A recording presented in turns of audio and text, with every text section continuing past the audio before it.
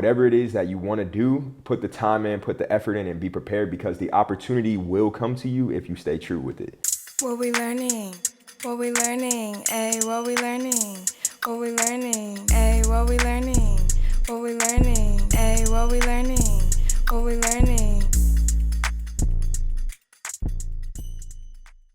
What's good, everybody? Welcome to another episode of What We Learning. Today I'm here with Realtor and investor Devin McKenzie, aka Chief. What's up, everybody? How you doing? Today he brought us some wine that we're gonna sip on because we're classy like that. I feel like we should cheers to love. Toast. Okay, toast. I want to hear about the type of real estate that you do because it's not like what everybody thinks about when they hear that. You said it's called on-site real estate. Can you tell me more about what that is? Yeah, so basically I'm a new construction realtor. So most people, when you hear that they are a realtor, they practice what's called general brokerage or resale, meaning that they drive people around and they show them a bunch of houses. You may go to multiple cities or 7 different houses in one day, all in different neighborhoods. But for what I do, I actually work with a builder or a developer. So they purchase the land, they start building their own product on the land, and I sit in front of the community and I sell the homes. So I am a licensed realtor, but they essentially call us a community manager or an on-site agent. And that's what I do every day. I just sit there and people come to us and they say like, hey, do you have homes available in the neighborhood? And I sell them out.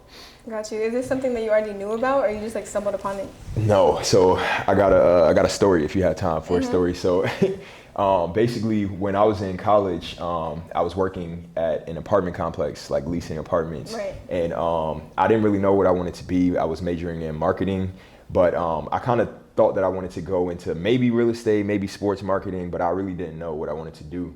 So on my very last day of school, the person I was dating at the time, well, my son's mom, she's my best friend now, I never front on her, but she seen like one of our classmates carrying bags to her car. So she's like, go help her carry your bags. Like, what are you doing? Matter of fact, like, let's give her a ride to her car and you go help her with her bags. I'm like, damn, I didn't want to do the shit, but I'm like, whatever, I'll do it. So we get out the car, I'm helping her to her car with her bags, and I'm like, I see she drives like a Range Rover. I'm like, hold up, like, what do you do? Like, I had been talking to this particular classmate the whole semester. We had like 3 classes together, but I never knew, like, I knew she had a BMW, but now I see a Range Rover. I'm like, hold up, you're not a regular college student. Like, what's going on here?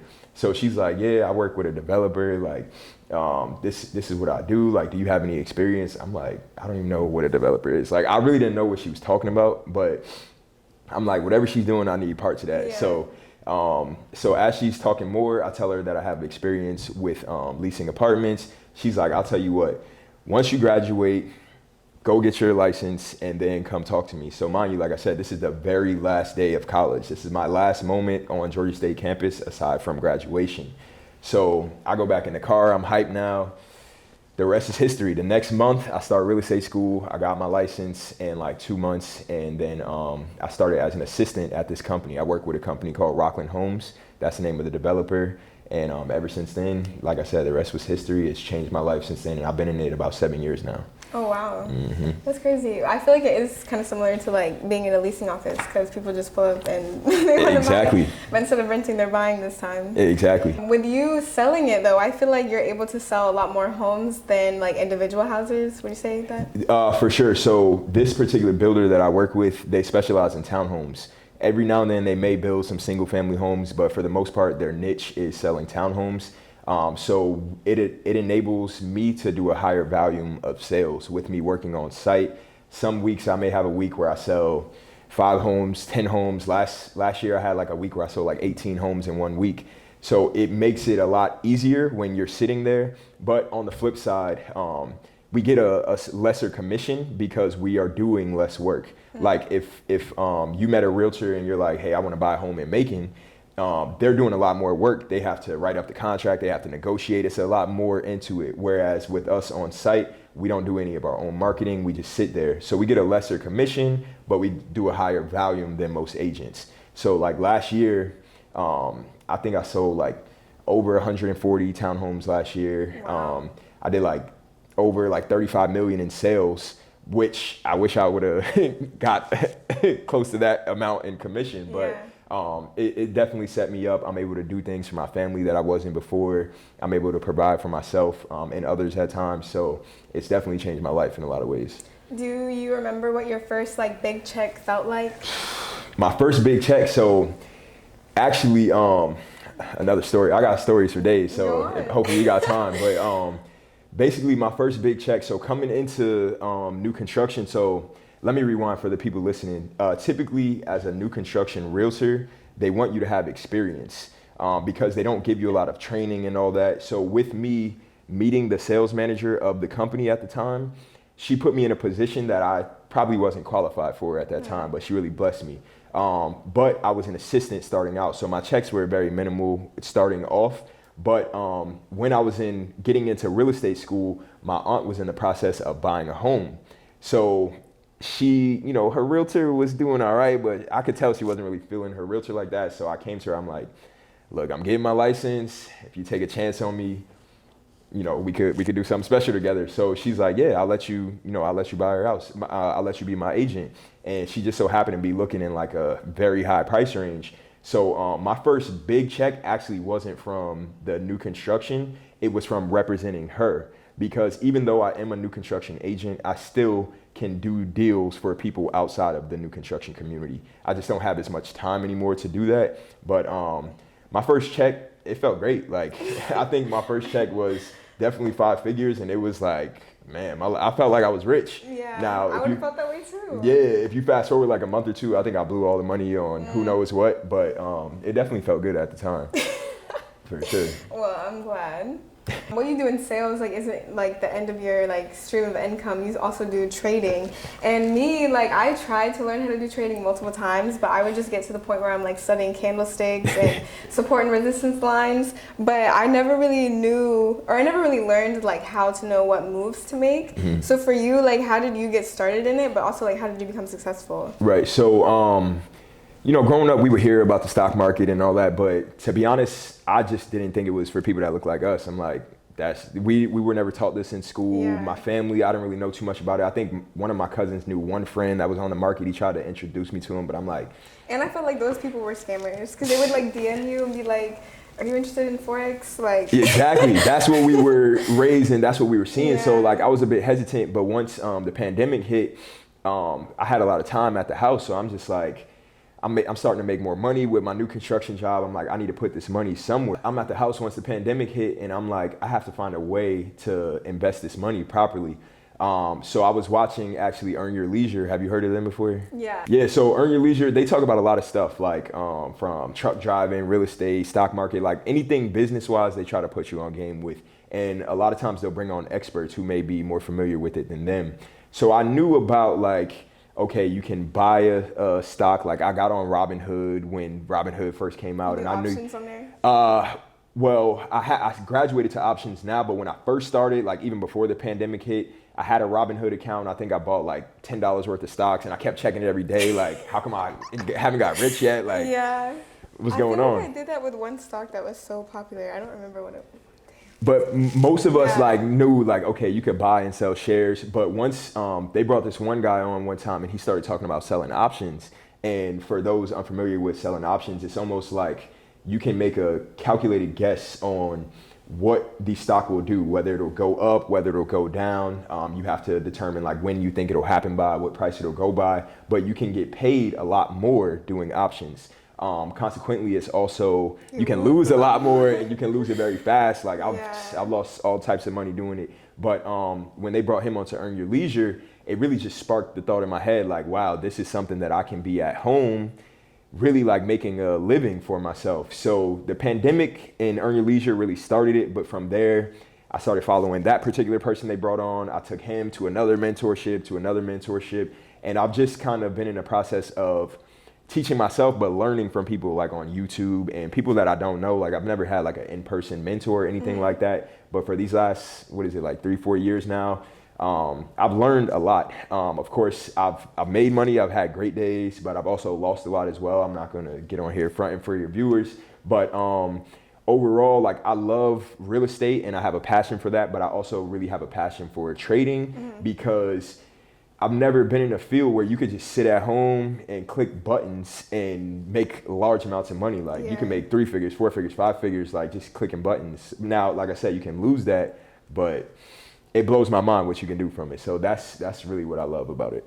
With you saying that there's like mistakes you made to like lose money, can you think of any like ones that we could learn from maybe? I'll tell the truth. So I had a day, probably like during the pandemic, like the market was going crazy. Like Tesla was going crazy. Everybody was talking on Twitter like Tesla this, Tesla that. So I was following the crowd. You feel me? Like I put my little money into Tesla. Next thing I know, over like the span of 1 or 2 days, I made like 10 bands off Tesla. But me being greedy, once you make 10 bands, you're like, okay, let me try to make 20. Let me make 50, 100. By like the end of the next week, I probably lost the whole 10 bands because I was just being greedy. Like take your profit. Yeah, you got to take your profit. You can't be greedy. That's one thing I learned with the market. Like no matter who you think you are, how smart you think you are, like they don't care about who you are. And we call it the market makers, but the people with large amounts of money who can just say, okay, like what's his name, Warren Buffett, he could just say, okay, I'm buying this many shares of this today. They really impact and move the market. Us smaller people, they don't care about us. We don't really move the market. So you may think you're so intelligent and doing your thing, but the market can reverse very quickly on you. Now that was in my first year of trading. So I don't think I'll ever be in a position where I lose 10,000 that quick again, but it definitely came with some valuable lessons, and I'm kind of hard-headed. So I've had some painful days after that, but not as painful as that. Well, everything is a learning lesson, so. For sure. With you mentioning that you've had different like mentors, I guess, or people like guiding you to different positions, do you think that you'd have any advice for people on like finding a mentor? I would say when you are looking to find a mentor, you mean like for the stock market or just in general? Kind of in general. In general, you want to find, like you want to do your research on who you're learning from. Anyone can go online and say they made this much, or even me, like you all don't know if what I'm saying is true. I could be making all this up, but you want to do your research on who you were actually learning from, because once the pandemic hit and the bigger that social media is getting, there's a lot of what we call gurus, which is like a fake guru, which is like people who get online, they start talking about, oh, do this, follow me, you can make $1 million in 30 days or all this fancy headlines. But if you don't really do your research on who you're learning from, you could really just spend a lot of time going down a rabbit hole and come to find out that you're not even really learning from a person who knows it.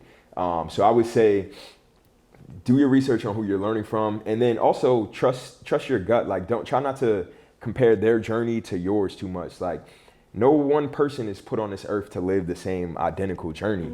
So just because someone did something and got rich doing it that way, it doesn't mean that it'll go the same way for you. So I would say just have patience and trust your own journey. One of my a person I've gotten a lot of inspiration from over the years is Nipsey Hussle, of course, and everyone knows he talks about the marathon and all that. So that's pretty much something that I've been living my life by for like the last maybe like 5-6 years. It's just like, it's a marathon. You can't compare what you're doing to someone else. Like they may do it faster, but just take your time and you'll get there as long as you're putting the work in. Yeah, I feel that for sure. Yeah. And I feel like if you like really want something and you like focus your energy on it, and like whenever you're talking to different people, you like bring it up what you're trying to do, like to everybody you talk to. I feel like for me, that's how I attracted a lot of people that helped me along my way also. Yeah, I think there's a lot of value. Like one of my weak points is networking, to be honest. Like I tell my brother Lalu all the time, I'm like, man, you are like the networking king. But like for me, it's hard to like just go up to people and spark conversations and really be invested in it. Like I do know how to speak to people. I do it all the time with real estate, but to really be invested in like allow that relationship to flourish. Like most of my friends I've been cool with over 10 years. I'm not really good at like meeting new people and trusting them and being around them. So networking is one of my weak points, but I know there's a lot of value in it. Like I heard a quote one time, I think it was like on a 50 Cent song or something, but it was like, you'll be as rich as the person that you talk to for no reason. So like if you just walking down the street and you're in a grocery store and you spark a conversation, you never know who that person may know or what that can lead you to. So if you network and put yourself out there more, things start to line up for you. I don't really believe in luck, but things really will start lining up for you. I feel that. And speaking of networking, you're part of a group called like Divine Tree, right? Yes. Can you tell us what that is? So Divine Tree, I view it as like a family, but it's really a creative umbrella where a few of us are involved in multiple different fields. So we have one of us who plays in the NFL. He plays for the Houston Texans. His name is Larry Tunsil. His manager is a guy who I grew up with from third grade. I just mentioned him. His name is Lalu. So he's in the management field. Another one of us does music. His name is Hermes. He does music, and he's growing his last album just hit like 1 million streams. Another one of us does fitness. I do real estate. So we all have our different industries, but we all just kind of put it under one umbrella, and we're just trying to bring more attention to what we do. We have a YouTube show called Protect the Tree. It's under Laramie Tunsil's YouTube page, and it's basically like a day in the life. Like, do you remember Wiz Khalifa Day Today? Have you ever heard of that? Mm-hmm. Well, it was a show me and my homies used to watch back in the day. It's called Wiz Khalifa Day Today, and it's just like they follow Wiz around and just seeing what his life was like. So the main idea with our YouTube show, it follows LT around to see like what his life is like, you know, his home games and everything like that. But it also sections off on a few of us to see like what is our day to day like. And that's kind of like what outside of like my real estate, my trading and things like that, that's kind of like my main focus. Is just putting as much as I can into the people around me and just seeing what ways we can help each other grow.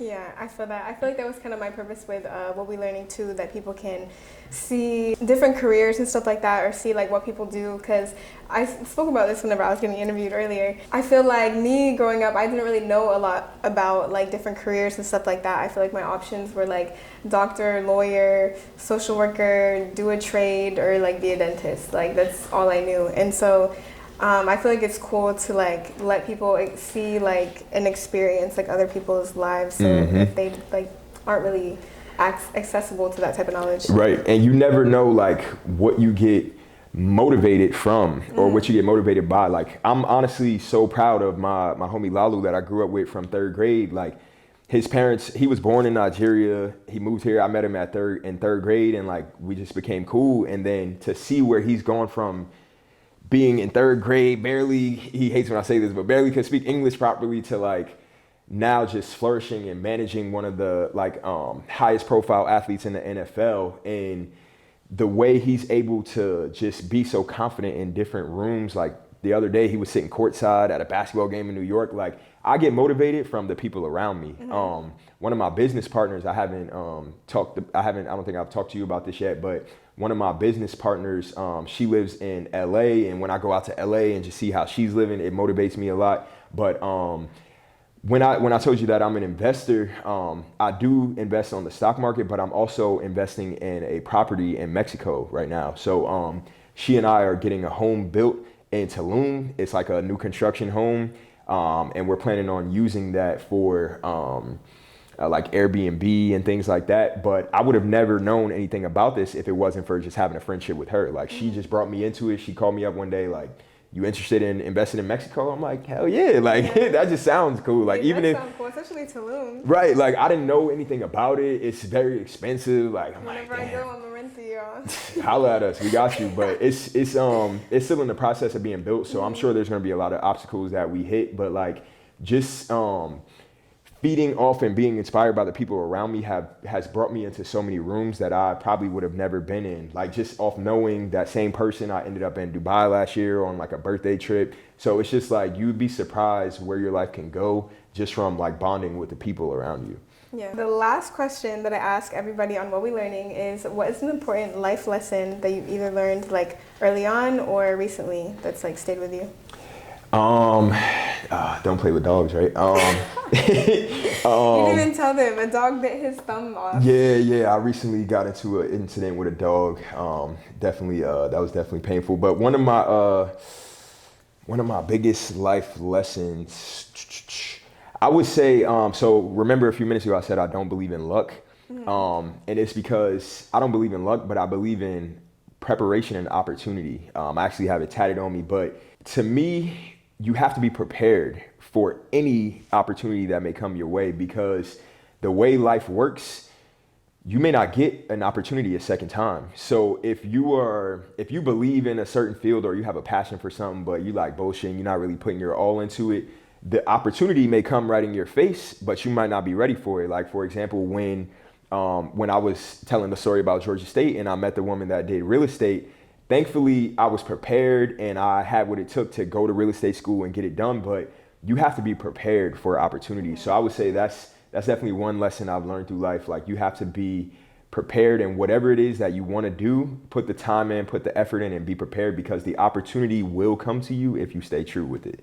I feel you. I also talked about that on like the interview that I just did at the end. All of the times where I feel like guys would invite me places because they just thought I was cute, and then they would end up putting me in the room with all of these people that like I could have worked with, or like they would just like I don't know. I feel like I didn't really understand what they were talking about, and I didn't understand like the opportunities that were in front of me. I was just like there, like ditzy, having a good time. Mm-hmm. And I wish that I was prepared, and I wish I like knew more at the time. But I feel like to me that's what it is. I really hate whenever I'm like given an opportunity that I'm not ready for. Right. So it makes me want to just like grind and like be prepared, so I don't have to get prepared. And keep going. And even honestly, you saying that, it made me think about another lesson that I've been learning over the past few years, and I feel like I'm implementing it. You have to believe in yourself. Like, growing up, I always pride myself on being like very relaxed, calm, go with the flow. Like, most people in my life have never even seen me mad, but I realized that a part of that was me not believing in myself and me just wanting to fit in with the crowd and never really stand out. But these days, I'm cool with standing out because I believe in myself. Mm-hmm. Like, I know that I'm very smart. I know that I have a lot of things going for myself. And even if I didn't, I would still believe that I do, because if you don't believe in yourself, nobody's going to believe in you. Mm-hmm. So you have to have that self-belief, and that will take you very far in life. So that's one thing I've learned, and just having a clear mental. There's a lot going on in the world. All of us are dealing with some type of traumas or family issues or whatever. But if you can not let your mind get control of you, then you can really go far with things. A lot of times we get held back by allowing our mind, or like the voice in our head, to tell us we can't do it, or we're not worthy, we're not capable. But if you have confidence in yourself and you don't allow your mind to win the battle, then you can really do anything in life. And that's what I've been learning. Yeah, I like that. What we learning. Well, thank you for being on the show. For sure. Thank you for having me. You're welcome. If people want to either like work with you or follow your journey, like how can they find you? You can find me on my Instagram page. It's Chief Lotzadoe. So that's CHIEF Lotzadoe, LOTZADOE. You can also find us at Divine Tree, which is DIVINE, and that's tree with 3 E's, so TREEE. Either page you can find us and just keep up with what we have going on. Thanks. And thank you all for watching. Make sure you like, comment, and subscribe, and I'll see you next time. Bye. Thank you. That was great. Yeah. Thank you.